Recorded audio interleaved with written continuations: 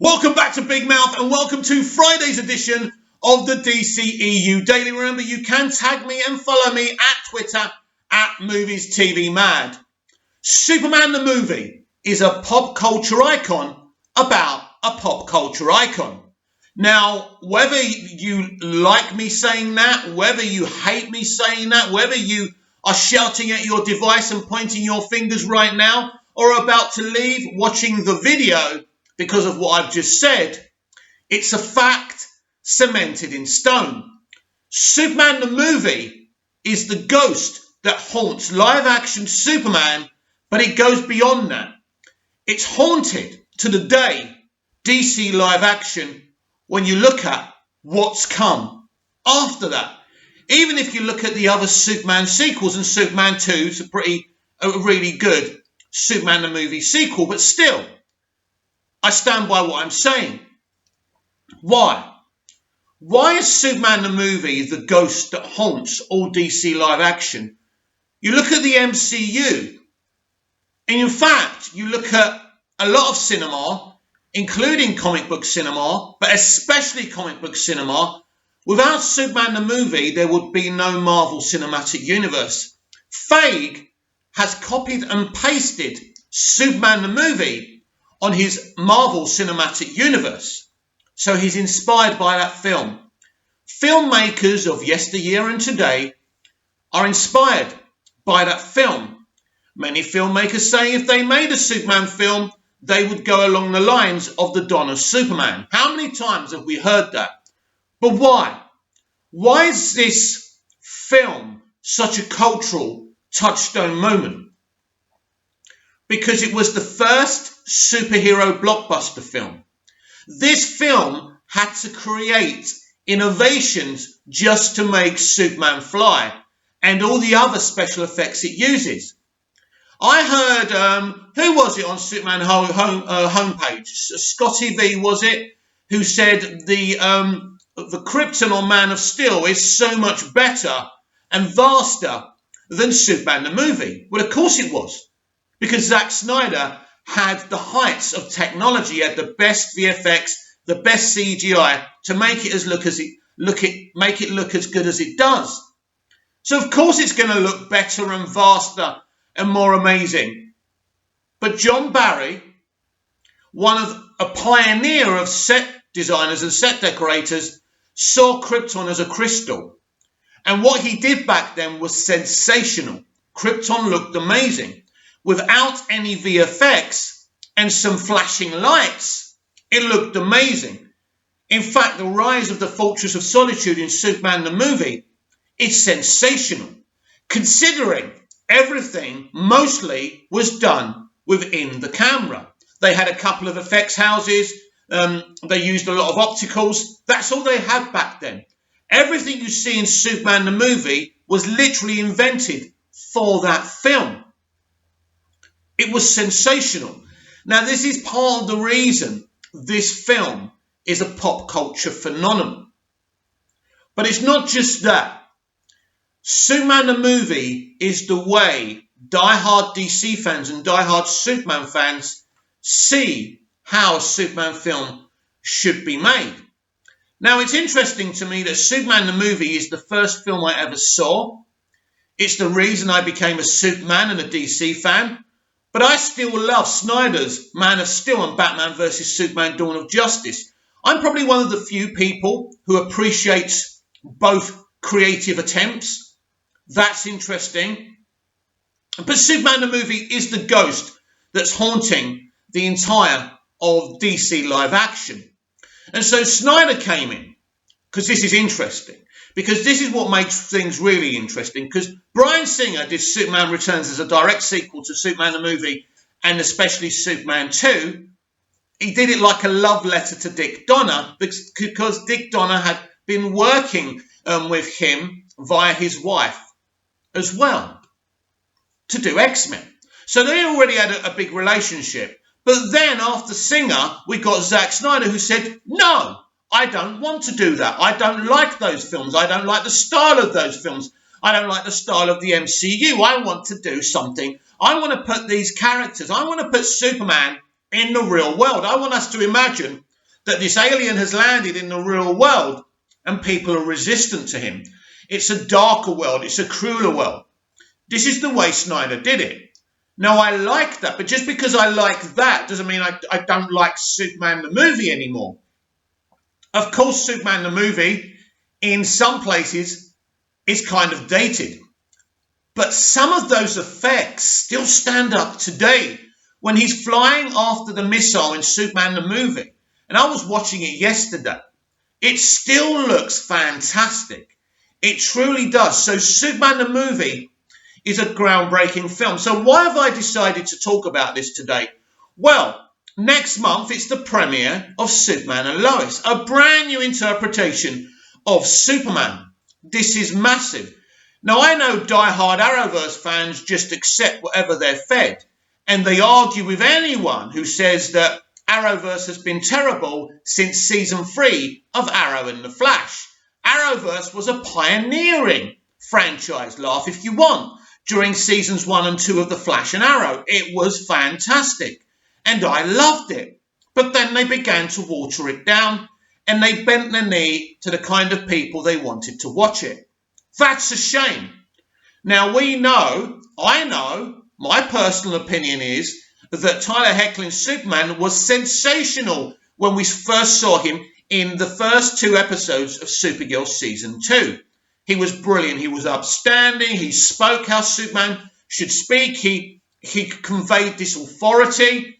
It was brilliant. Him and John Jones didn't have a good relationship, and there was some angst there as well, which is amazing.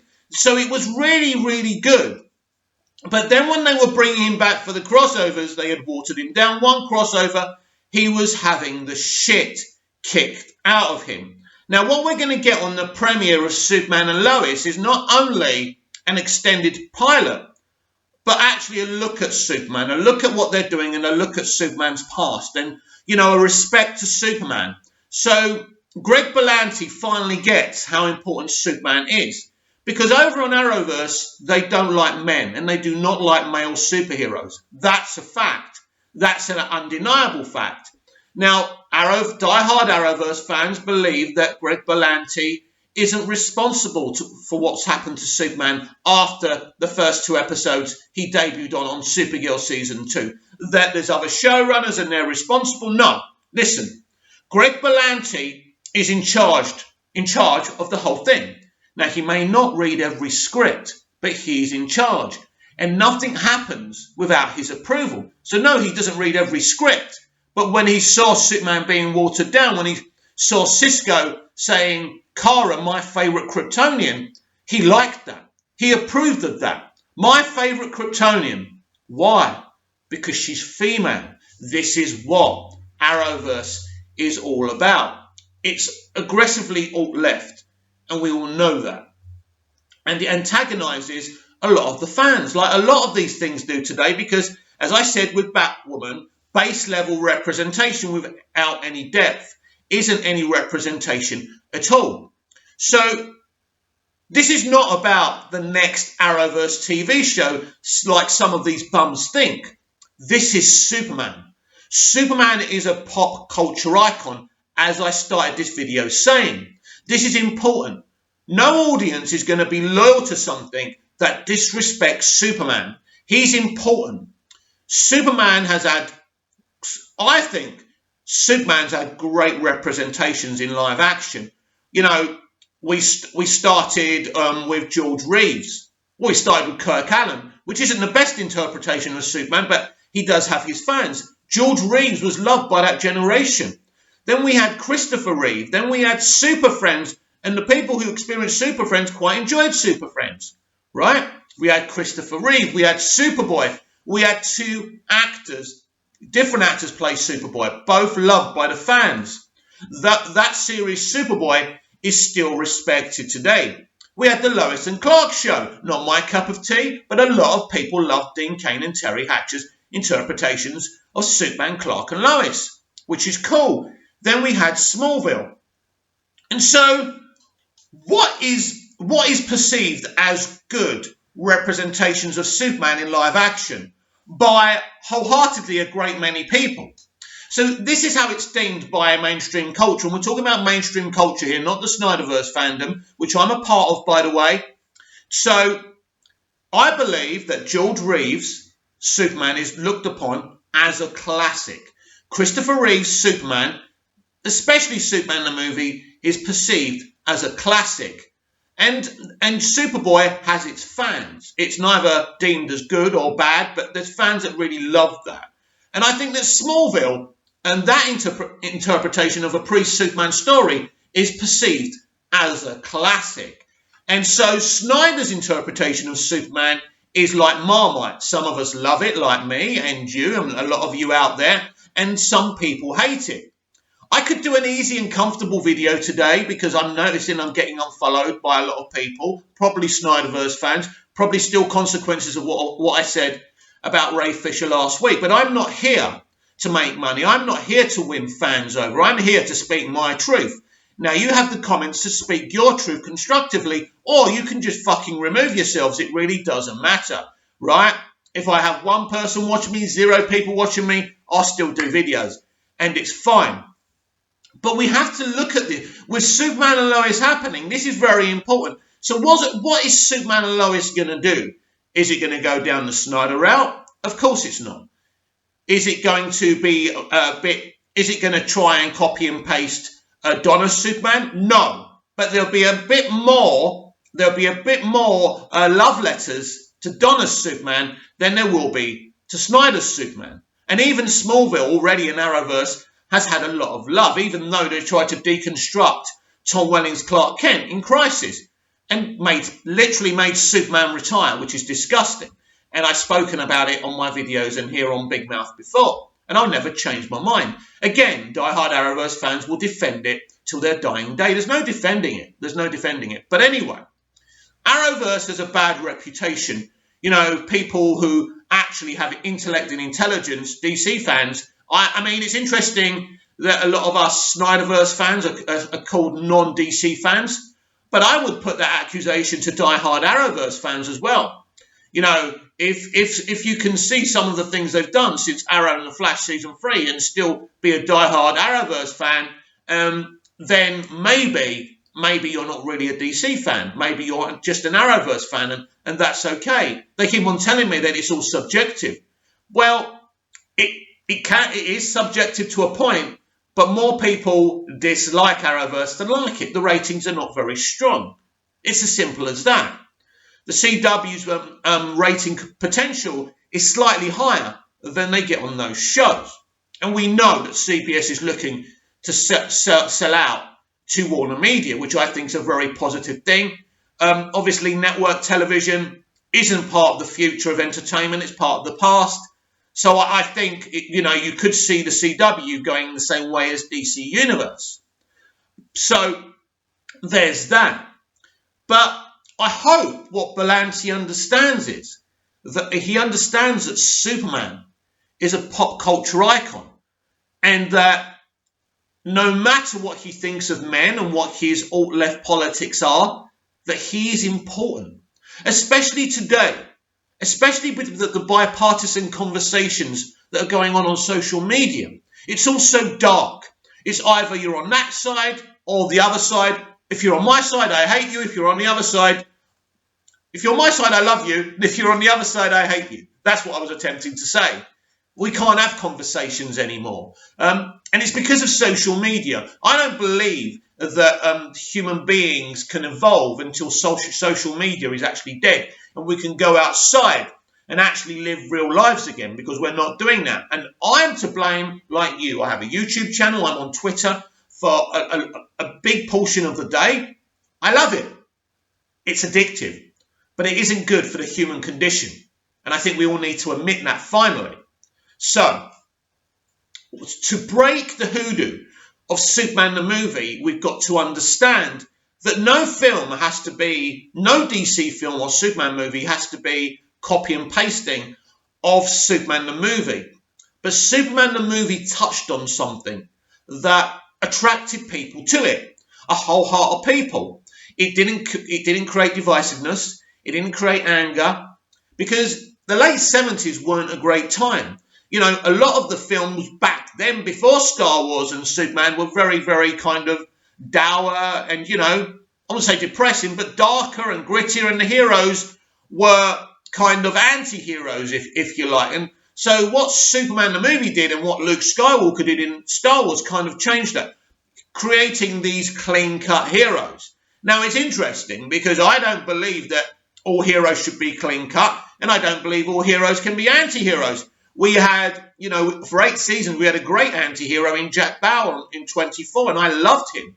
So I think it's about a balance. I think Man of Steel is a very interesting film, and this is a film led by David Goyer and Christopher Nolan. Yes, Zack Snyder directed that film, but they were the big bosses. They were the big bosses. And what I like about Man of Steel has a balance. You see, as much as I love BVS, it doesn't have a balance. It goes to the grit. It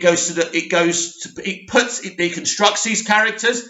It puts them in the real world. But Man of Steel, even though it is attempted, because Nolan believes in that, putting these characters in the real world. He did that with his Dark Knight trilogy. There's no denying that. But what I like about Man of Steel, it has a balance. It doesn't say we're going to do it the Donner way. It doesn't say we're just going to go totally dark, right? It says we're going to have a balance. Henry Cavill can, you know, he can grow it in the film. You think you can threaten my mother? Love that bit, by the way. But he can also have, you know, nice, touching conversations with Martha. You know, I'm not going anywhere as he smiles and cuddles her. You know, there's a lot of smiling from Henry in Man of Steel. But there's also moments where he doesn't have to smile, where the drama is high and the danger is high. And this is a Superman at his beginning. So he's not perfect, and that's okay. So I think this is why Man of Steel is beloved by a lot of people. I think Man of Steel is beloved by people who don't like BVS. And again, I love BVS and I love Man of Steel. But Man of Steel has a balance. And I noticed this a long time ago, about a year ago. There is some levity in that film, but there's also some darkness in that film. That film does what all films should do and have a balance. Because no matter what you do, and it's a bit like Rocky V, when the press are saying, you know, you're never going to get from Rocky's shadow. They tell Tommy Gunn, you know, Rocky was a champion. He fought wars in the ring. You're never going to be like Rocky. And this is what we have with Superman the movie. You will never do what Dick Donner did. And it's problematic. So until someone making a DC movie, but more importantly, someone making a Superman movie actually takes a Superman movie, gives it the balance, does their own thing, but also has levity, darkness, grit and drama in it, and is able to marry those things together. No DC comic book movie, but especially a Superman movie, will ever step out from the shadows of Superman the movie. A film over 40 years since it's been made, that's still relevant, that's still a pop culture icon, about a pop culture icon.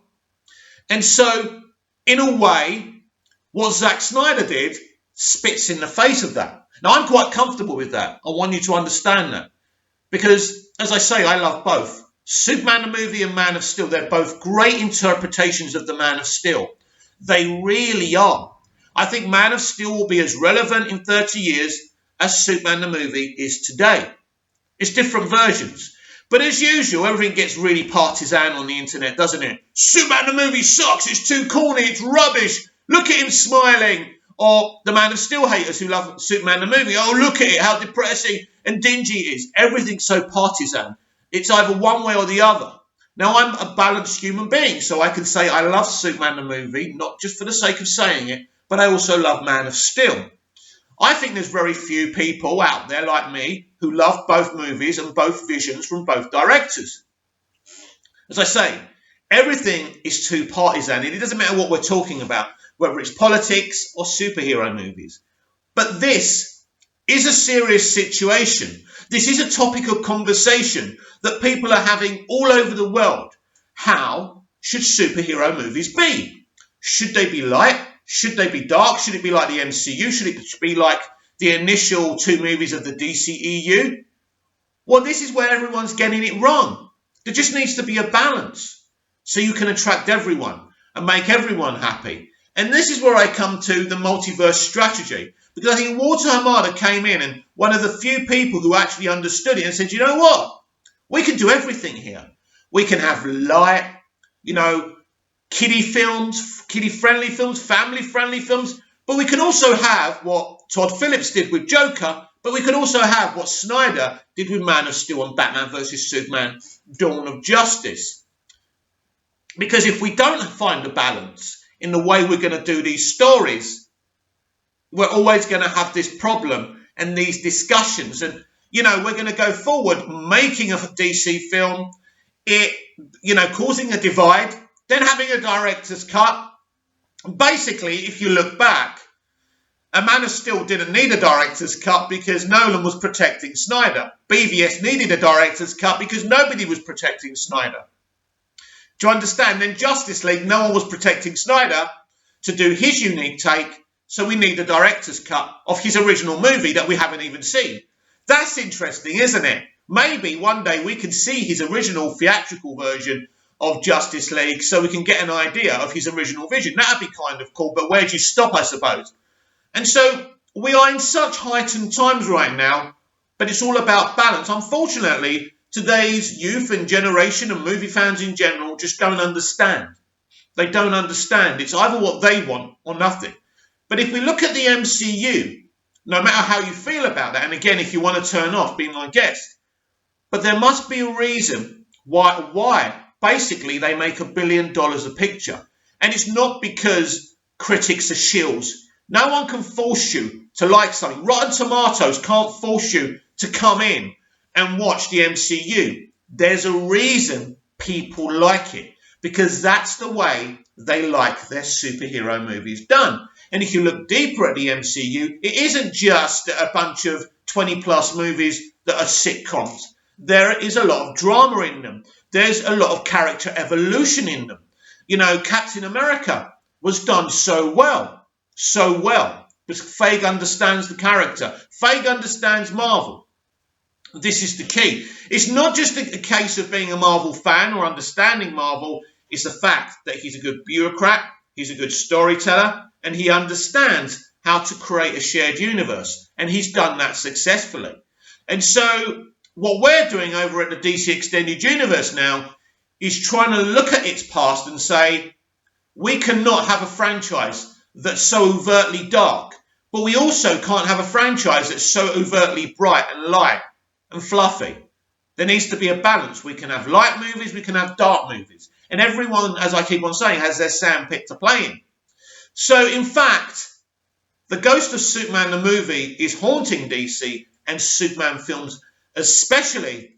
But we can look at that film as an inspiration. In fact, we can look at both Superman, the movie, and Man of Steel, look at them and say, yeah, with the multiverse strategy, we can have the best of both worlds. Now, just before I leave you today, there's a lot of hype for Zack Snyder's Justice League. AT&T over on Twitter really hyping the fans up. So a lot of people saying, no, Warner Brothers, Warner Media, AT&T aren't trying to hype this film. They most certainly are, because they're business people and they want to make money. And here on Big Mouth and the DCEU Daily, we will champion Zack Snyder's Justice League. And when there's Blu-ray copies and things like that, if I've got extra ones, which I will do, someone, lucky person out there, will get to win them. But that's the way. I don't think we're going to be able to have a physical copy of Zack Snyder's Justice League till the end of March or April. But I do believe outside of America and places where you can't get HBO Max, you will be able to not purchase it, but rent it digitally. And I think that's the only way we're going to be able to watch it. There are other avenues which we don't. We want to support this film where possible. Now, as long as I have access to it legally, I won't watch it in any other way. But I'm going to be absolutely clear with you. I want to watch Zack Snyder's Justice League, and I will do it any way I deem necessary. Comment down below, like, share, and subscribe, and I'll be back tomorrow with even more DCEU Daily. See you again soon.